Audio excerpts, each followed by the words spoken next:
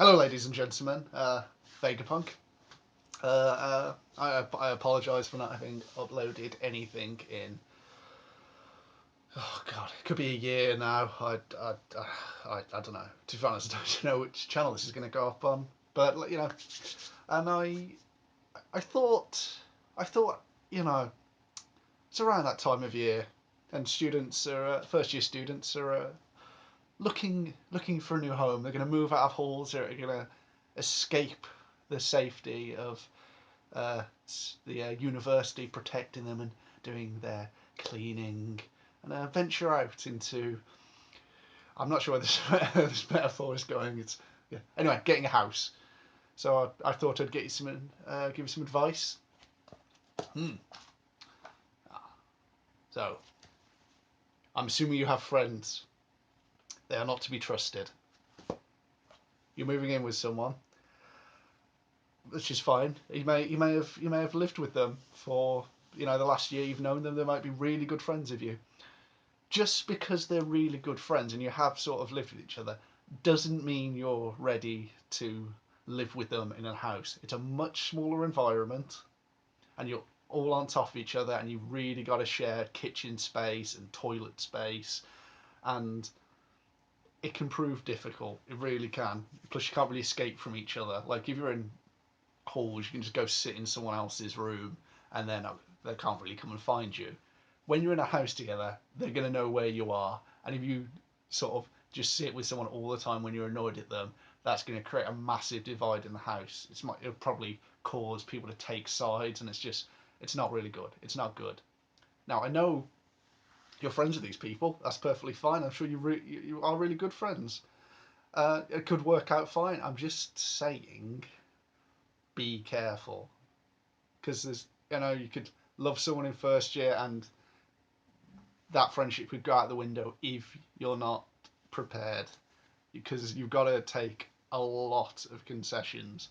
You don't get anywhere near as much control in your new house as you did in your halls, because I mean you have your own bathroom in halls, assuming you did. I did, and it's just you in your room. But anyway. Second thing, don't trust your friends. They may have lived in a house and said, oh, it's great, it's amazing, or whatever. Doesn't mean this doesn't mean you should trust someone. Like I know someone. What twice actually it happened. Someone who moved into a house on the recommendation of their friend, and the house was awful, like a hovel. I'm not. I don't want. I don't want to over say how bad it was. It was. It was not nice. It was not nice at all. And I just obviously I don't want that to happen to you. Be soured at such a young age. Obviously, the third thing, landlords, not necessarily to be trusted. At the end of the day, you're just a person looking to rent a house for a year, and they're just someone trying to offload it. I mean, if no one rents it for that year, they're getting no income. It's just a loss to them. They've got to pay council tax and bills on it, and that's not something they want to do. So there's a couple of things to look out for. If you go into a house and it is immaculately clean, and I am talking like you could eat off the floor, there's probably something going on. The landlord has probably gone in and had a full blitz just to make it look as nice as possible. It's the same with the heating's on as well. They're clearly trying to hide something. Now, I'm not saying be skeptical of every landlord.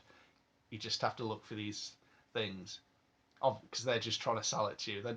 They might care, but it's my second year when I moved out. We lived in a house. When we went to it, it looked nice enough. When we came back to it to actually move in, no. I mean, there was mold issues. A lot of the stuff had been taken away because it was actually owned by the people who lived there, and we just assumed it was there. And it just it was awful. The bathroom was nice, fair play to him. Nothing else was. It was awful. Subject 2 then. The things to remember when you're getting a house, and these may seem obvious, but I might as well outline them. Summer rent. When you go to rent a house, you're probably not going to be living it over summer, and most landlords or letting agencies will charge you summer rent, which is normally half per month. So if you're paying £300 a month for the house, it'll be 150 per month, which will probably be July, August, and then whenever you move in September, they'll sort it out. But just remember, they'll either ask you to pay it immediately, slash when you put the deposit down, or obviously you can just ask them to pay it from when you should be paying it. So, second thing, as I mentioned, the deposit. Some landlords won't ask you to put down a deposit, others will. Some may charge full summer rent instead of a deposit. I mean, this is all fine. Just remember, a deposit will be needed to be put down when you sign the contract, in addition, perhaps, to summer rent. And this can be anywhere between, I think the lowest I paid 70, up to this house, which is 340, which is a whole month's rent deposit. Now, the thing about deposits, which is incredibly important, at least in the UK, I'm not sure how it is elsewhere, your landlord is required legally to put your deposit in a deposit protection scheme. And if they don't, you can actually report them to a landlord's authority and have to give you 3 times that amount back, regardless of anything. Because at the end of the day, they're risking your money for no reason. I mean, why wouldn't they? They're not, I mean, they have to pay a little just to put it in a scheme, but why worth the risk to them? So it's in the protection scheme, fine and everything. You should get it back. I mean, when you sign a contract, they'll give you a inventory of things, and when you move in, they'll ask you to check it as well. So you can look through all of it, say everything's fine, which is good, and then you message back the landlord. Yes, everything's fine. This is how it looks. They might ask you to take a couple photos just as proof. I would suggest taking photos of everything when you move in, just so if a landlord starts charging you at the end of the year, oh, this is broken, this is damaged, you can show them the photo of if it was damaged before, or whether it is damaged. I mean, you should pay for the damage unless you've discussed it with your landlord previously, because I mean, this is dishonest. I mean, if you say to your landlord, oh, this happened, I mean, at least honestly, they might go, oh, for your honesty, I'll replace it. It might have been broken before or whatever. So yeah, look at that inventory at the end of your tenancy, and if they've charged you and took some stuff off your rent for your deposit because something's damaged, at least you'll have a case against them if they're trying to take the piss. Because I know someone who they moved out of a house and it wasn't vacuumed to the landlord's liking, so charged them £70 to vacuum a floor. And I mean, it's very hard to argue against it, because I mean, they could just go, oh, I had it professionally cleaned or whatever. So you need to look out for these sort of dodgy landlords and make sure you've got a solid case against them if they are trying to take the piss. Now, finally, and I believe this might have been, it was in capitals, don't live next to a nightclub. Trust me. You're coming from first year and you're like, oh yeah, party, amazing. Second year, nah, time to hunker down. No, I did it in second year. It wasn't out of choice, to be fair. We didn't want to live next to a landlord. It's a shit, not landlord, nightclub. It's a shit nightclub. It was awful. We were right next to it. I think it's the 7th most dangerous street in Britain or something. Anyone who wants to Google a nightclub on Brick Street, that's near where I lived. That's the nightclub I'm talking about. Don't like it. No, I've not been there in 2 years. Touch wood. Never going back again. In any case, don't live next to a nightclub. I mean, a pub's kind of pushing it, to be fair, because you'll have people coming out of it at all hours of the night, and you might be trying to sleep, you might have an exam, so you don't want to be risking that sort of stuff. The hell is that? Oh, some guy just scrambled.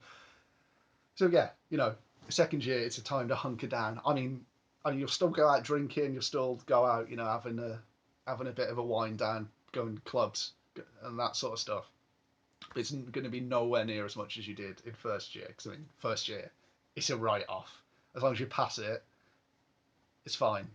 I mean, I know people who didn't attend any of the lectures first year and they still passed as long as they put in the stuff or did the presentations or exams. So, be responsible. You're at university for a reason. So, I mean, you're still allowed to go out, perfectly free to. Just don't live somewhere stupid. So, just to recap. 1, don't trust anyone but yourself. I mean, it's perfectly fine to live with someone you've lived with before, but it's not the same sort of thing. Their friends' advice, not reliable. Landlords can be a bit shifty. 2, and I realise I've just done a weird fingers thing. 2, shit, I have to look at the book again. Might have to edit this out. It's going to be a bit. No. Yes, 2. Right. Summer rent and deposits. Very important. Make sure you pay them. Make sure your deposits in a deposit protection scheme, and that if you get it back, and make sure they're not taking the piss.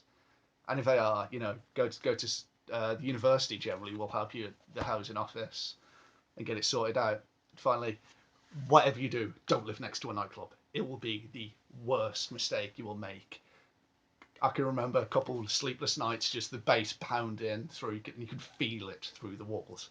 Don't do it. Don't even live on the same streets. Within 5 streets of a nightclub, you will regret it. I promise you. So, that's my housing advice. Please take it into account. It's experience. Whether or not you believe me or that's up to you. Anyway, I'm Vegapunk, so good luck and. Why, hello there. You caught me editing.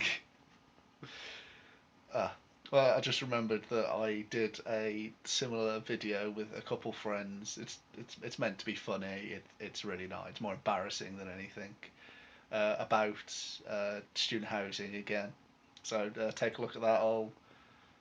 I'd say link it in the description because I think I'm a bit inept in trying to add it to the video. But I'll give it a crack. So I'm Vegapunk and